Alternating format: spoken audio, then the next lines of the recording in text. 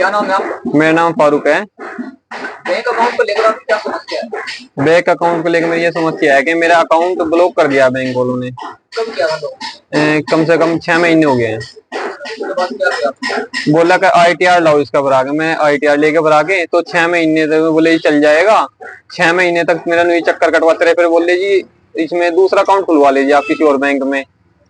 बस यही यार लारा लगाते रहे। मैं जाता था, मैं कभी के मैं कुछ बताऊं। मैं जो भी चीज उन्होंने मांगी मैंने दी उन्हें ले जाके। इव जो मैंने बलबीर जी से मिलकर कंप्लेन की है तो ये मेरे पे फोन कर रहे हैं कि आप कंप्लेन वापसी ले लो, जिसमें मेरा अकाउंट अब तक अनलॉक नहीं हुआ है। ये डेली फोन कर रहे हैं कि आप कंप्लेन वापसी ले लो, लिखित रूप में दे दो घर से कि आपने कंप्लेन ले लिया वापसी। कौन सा बैंक है? HDFC बैंक होंगे। नमस्कार, आदाब, सत श्री अकाल। मैं हूं आजाद खान। आज फिर एक नए टॉपिक के साथ आपके सामने मौजूद हूं।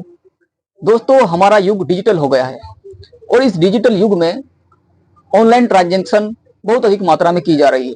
जहां एक और ऑनलाइन ट्रांजैक्शन के लिए प्रोत्साहन किया जाता है, वहीं दूसरी ओर बाधाएं भी उत्पन्न होती हैं। UPI ट्रांजैक्शन के कारण बहुत से अकाउंट लॉक हो जाते हैं। जब एक और डिजिटल ट्रांजैक्शन के लिए प्रोत्साहन किया जा रहा है तो दूसरी ओर ये बाधाएं क्यों आ रही हैं? क्या हमारी जानकारी का अभाव है या और कोई कारण है? कैसे इन समस्याओं से बचा जा सकता है? इसी चीज को जानने के लिए हमारे साथ मौजूद हैं बलबीर सिंह जी, जो बिजनेस एंड टैक्स कंसल्टेंट हैं। उनसे जानेंगे कैसे इन समस्याओं से बचा जा सकता है। जी बलबीर जी, सबसे पहले तो बहुत बहुत धन्यवाद, आपने अपना कीमती वक्त हमें दिया। वैसे तो क्षेत्र में आपको सभी लोग जानते हैं, फिर भी आप अपना इंट्रोडक्शन कराते हुए हमें बताइए कि इन समस्याओं से कैसे बचा जा सकता है। नमस्कार आजाद जी। मैं बलबीर सिंह। सबसे पहले आपका धन्यवाद करता हूं कि आपने मुझे इस मंच पर बोलने का मौका दिया, जिससे कि हमारी क्षेत्रीय जनता को एक ऐसी जानकारी मिल सके जिसके अभाव में वो बहुत परेशानियां झेल रहे हैं और शायद आपकी वीडियो के माध्यम से उनको इस समस्या का समाधान मिलने वाला है। जी, तो बताइए आज आप क्या जानना चाहते हैं? बहुत से क्लाइंट ऐसे आते हैं जो ये कहते हैं कि जी हमने UPI ट्रांजैक्शन की है जिसके कारण बैंक ने हमारा अकाउंट लॉक कर दिया है। क्या ये अकाउंट बैंक लॉक करता है या इनकम टैक्स डिपार्टमेंट करता है, और क्यों करता है? देखिए, अभी कुछ समय पहले ही आपने एक बहुत अच्छा मुद्दा उठाया कि मोदी जी जो है डिजिटल इंडिया को प्रमोट कर रहे हैं, और बावजूद प्रमोट करने के जब आप ज्यादा लेन देन करते हैं डिजिटली तो आपका अकाउंट लॉक कर दिया जाता है। ये मामला क्या है? क्या सरकार ये दोहरा मापदंड क्यों अपना रही है? देखिए, ये दोहरा मापदंड नहीं है, ये हमारा थोड़ा सा जानकारी का अभाव है। देखिए, डिजिटल ट्रांजेक्शन को किसी भी इकोनॉमी के लिए बड़ा अच्छा माना जाता है, क्योंकि आपकी जानकारी के लिए बता दूं कि करेंसी प्रिंटिंग पर भारत का बहुत ही बड़ा मात्रा में पैसा खर्च होता है, बहुत ही बड़ा खर्च आता है, जो कि समय समय पर हमें करेंसी बदलनी पड़ती है। तो इसका एक अच्छा ऑल्टरनेटिव है डिजिटल। तो डिजिटल जब होगा तो उसमें कुछ समस्याएं भी आएंगी, और उनमें से कुछ समस्याएं जो हैं जो आज आप कह रहे हैं कि जब हम कोई ट्रांजेक्शन करते हैं तो आपके साथ कोई फ्रॉड हो सकता है, आपके साथ कोई आपका अकाउंट लॉक हो सकता है। हाँ, ये सारी समस्याएं जो हैं वो आएंगी जब हम कुछ, देखो, हर चीज के साथ में, हर फायदे के साथ कुछ ना कुछ नुकसान जरूर आता है। ये अकाउंट लॉक होता है, बैंक लॉक करता है या इनकम टैक्स डिपार्टमेंट लॉक करता है? देखिए, ये जो आपका अकाउंट जो लॉक है ये किसी भी साइड से हो सकता है, अर्थात इनकम टैक्स की तरफ से इसके लिए कुछ सीमा निर्धारित की गई है कि आप इतनी सीमा तक आप अपना लेन देन कर सकते हैं जिसमें आपको कुछ भी, किसी भी प्रकार की कोई विवरणी देने की आवश्यकता नहीं। इसके लिए आपकी जो समय सीमा है, आपकी जो लेन देन सीमा है वो 10 लाख सेविंग अकाउंट के लिए है और करंट अकाउंट के लिए 50 लाख। अगर आप कैश से लेन देन करते हैं, इससे ज्यादा करते हैं तो ऑब्वियसली आपको उसका विवरण जो है वो सरकार को देना पड़ेगा। लेकिन UPI के लिए ध्यान देने की बात है, ऐसी कोई भी लिमिट निर्धारित नहीं है, कोई भी लिमिट निर्धारित नहीं है। तो सर फिर आप कितनी ट्रांजेक्शन कर सकते हैं?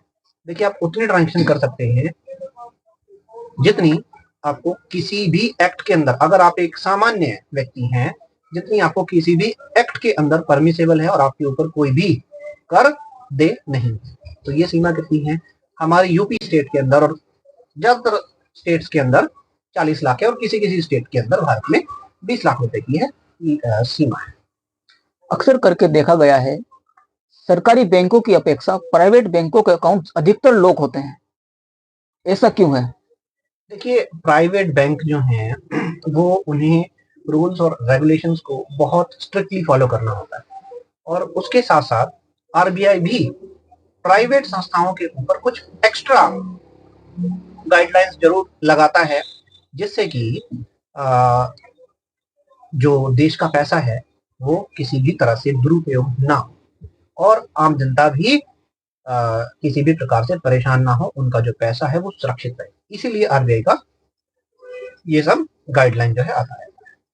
अगर अकाउंट लॉक हो जाता है उसके बाद उसको अनलॉक कराने के लिए क्या समाधान करना चाहिए, क्या उसका सॉल्यूशन है? देखिए, अगर आपका अकाउंट लॉक होता है तो सर्वप्रथम यह पता करिए कि आपका अकाउंट जो है वो लॉक क्यों किया गया है।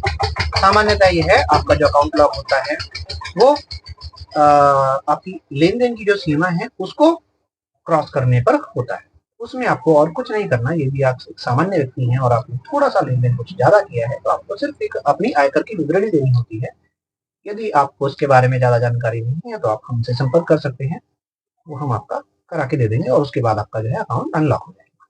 बहुत से कस्टमर ऐसे भी हैं जो आईटीआर भी करा लेते हैं, उसके बाद बैंक में जमा भी कर देते हैं, लेकिन कई कई महीना तक वे बैंक के चक्कर लगाते रहते हैं, फिर भी उनका अकाउंट नहीं अनलॉक किए जाते हैं, ऐसा क्यों है? बिल्कुल बिल्कुल, देखिए ऐसा है। अब इस मामले में मैं ज्यादा नहीं कुछ कहूंगा, क्योंकि ये क्या है, बैंक का जो प्रोसीजर है उसके हिसाब से जैसे ही आप अपने प्रॉपर डॉक्यूमेंट्स बैंक को देते हो, बैंक की तरफ से प्रोसीडिंग चालू हो जानी चाहिए। लेकिन फिर भी यदि आपका कोई अकाउंट इस तरह से लॉक हो चुका है और बैंक अधिकारी जो हैं वो उसको चालू नहीं कर रही हैं, तो आप इसकी शिकायत बैंक में जरूर करें, लिखित तौर पर उसको दें। फिर भी यदि बैंक भी उसको सीरियसली नहीं लेता है तो फिर आप आरबीआई की तरफ भी अपना रुख कर सकते हैं। आप बिजनेस और टैक्स कंसल्टेंट के रूप में काम कर रहे हैं, क्या कोई रिसेंट में ऐसा कोई मामला सामने आया है? जी जी बिल्कुल। हमारा अभी एक हमारे कस्टमर से, हमारे क्लाइंट हैं फारूक जी, उनका अकाउंट जो है वो 6 महीने पहले लॉक कर दिया गया था एचडीएफसी बैंक के द्वारा, और उस संबंध में उनके द्वारा कई, जैसा कि हमें जानकारी मिली है, उन्होंने कई बार ब्रांच विजिट किया, उन्होंने कई बार अपनी एप्लीकेशंस दी, लेकिन उन पर कोई सुनवाई नहीं हुई। उसके बाद फिर जहां तक मेरी भी ब्रांच में बात हुई तो मैंने भी उनसे रिक्वेस्ट किया, उनसे निवेदन किया कि आप कृपया करके इनकी जो अकाउंट है उसको अनब्लॉक कीजिए, उसको चलवाइए। लेकिन जब ऐसा नहीं होता है, उनके द्वारा ये आश्वासन तो जरूर दिया गया कि हम अकाउंट को जरूर जल्दी चालू कर देंगे, लेकिन जब नहीं चालू किया गया तो फिर उनकी हमें कंप्लेंट डालनी पड़ी और फिर जो है बड़ा समाधान हो चुका है। बल्कि समाधान की प्रोसीडिंग चालू हो चुकी है, अब तक नहीं समाधान हुआ है, हो जाएगा 1-2 दिन में निश्चित रूप से।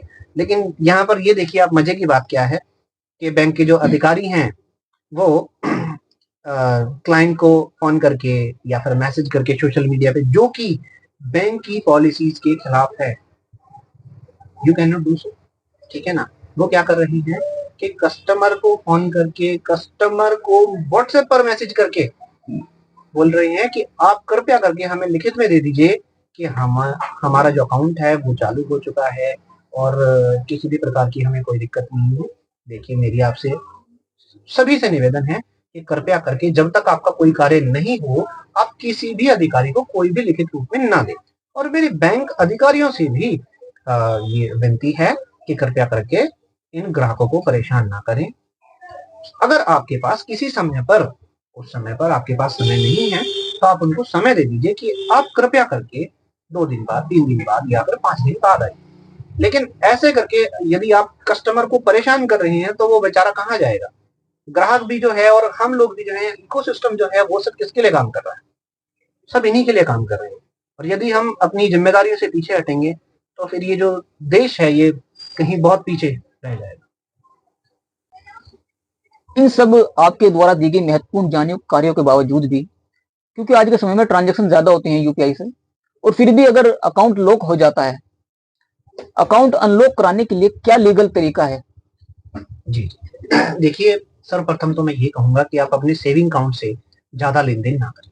अगर आपको लेन देन करना है तो उसके लिए आप करंट अकाउंट खुलवाइए और उससे लेन देन करिए, जो कि आपको लेन देन के लिए ही दिया जाता है, आपकी बिजनेस के लिए ही दिया जाता है। लेकिन अगर आप एक सीमा के अंदर आपने लेन देन किया है और आपका अकाउंट लॉक है, तो आप ITR दीजिए और वो बैंक आपका उसको अनब्लॉक कर देगा। विदाउट ITR कितनी ट्रांजेक्शन यूपीआई से की जा सकती है?